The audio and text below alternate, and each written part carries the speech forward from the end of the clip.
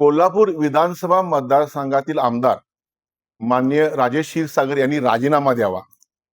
कारण गेली 12 वर्षे ते आमदार आहेत आणि राज्य निवडणूक मंडळाचे ते अध्यक्ष आणि कॅबिनेट दर्जा आहे.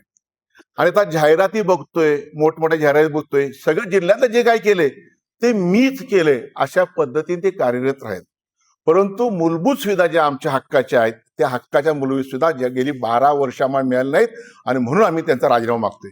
काय पाहिजे नागरिकांना? चांगलं स्वच्छ मुबलक पाणी, कचरा उठाव, कचऱ्याची निर्गत झाली पाहिजे, दिवाबत्ती पाहिजे आणि आरोग्य सेवा पाहिजे, बगीचे, क्रीडांगण, ह्या मूलभूत सुविधा तुम्ही आम्हाला देणार नसाल आणि चांगले दर्जा रस्ते पाहिजेत आम्हाला, ते तुम्ही दिले का? तर नाही दिले. नुसतं लढ मन म्हणून लोकांना फसवण्याचं तुम्ही काम केलेलं आहे, जनतेची दिशाभूल केलेली आहे. ज्या पद्धतीने मातोश्रीचा तुम्ही आम्हाला विश्वासघात केला त्याच पद्धतीने आमच्या कोल्हापूरच्या मतदारांचा, ह्या मतदारांचा आणि सगळ्यांचा तुम्ही अपमान केलेला आहे आणि म्हणून तुम्ही राजीनामा द्या. तुम्ही ह्या पदावर बसण्यास योग्य नाही. काय दिलं तुम्ही? एका शब्दात तुम्ही आम्हाला सांगायला पाहिजे की होय मी 100 कोटीचे रस्ते 100 कोटी आणले, मी इथं कचरा निर्गत केली, मी दिवाबत्ती लावली. जे आम्हाला पाहिजे आहे ते तुम्ही आम्हाला देत नाही.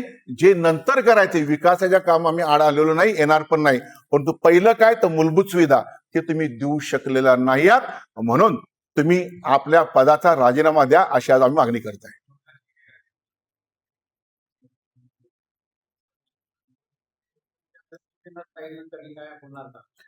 होणार आता पहिली सुरुवात आहे साहेब, मागची स्टेल आता काय उद्घाटन करायला लागेल. नाही. एक आहे, मी कोल्हापूरकरांना सगळ्या विनंती करीन. आज आम्ही विचारलंय, तुम्ही तुमचं काम करताय. प्रत्येक ठिकाणी लोकप्रतिनिधी ह्याच नाही, प्रत्येक मी म्हणतोय बघा त्या चंदगड आमदार बीजेपीचे असतील, काय तर करतायत ना मतदारसंघातलं, जमिनीसाठी काय तर आणतायत, काजूसाठी काय तर करतायत, जागा सोडतायत. एक तरी काम सांगावं. तुमच्या क्लिप वेगळ्या आम्हाला बघायला मिळत आहेत, चांगल्या क्लिप आम्हाला बघायला मिळाव्यात अशी आम्हाला अपेक्षा आहे तुम्ही आमदार म्हणून. अहो तुम्ही काय दिलं आम्हाला हे तुम्ही सांगा ना. आणि दर्जेदार काय दिलं का? एक सुद्धा तुम्ही काय दिलं नाहीत. 12 वर्षात दिलेलं नाही आणि आता सांगताय मी करणार. 12 वर्षात तुम्ही काय केलं? नुसतं फसवण्याचं काम केलेलं आहे. ते ह्या पदावर राहणं योग्य नाहीयेत. त्यांनी राजीनामा देणं हे क्रमप्राप्त आहे. आम्हाला मी म्हणतोय दादा ना, हे सगळं करा, 500 कोटीचं करा कन्व्हेन्शन सेंटर. देवरा साहेब खुश असून देत आणि काही मंडळी खुश असून देत, तिथले उद्योग चांगल्या गोष्टीला आमचा पाठिंबा आहे. परंतु आम्हाला जे काय मिळत नाही ते मागण्याचा अधिकार आमचा आहे.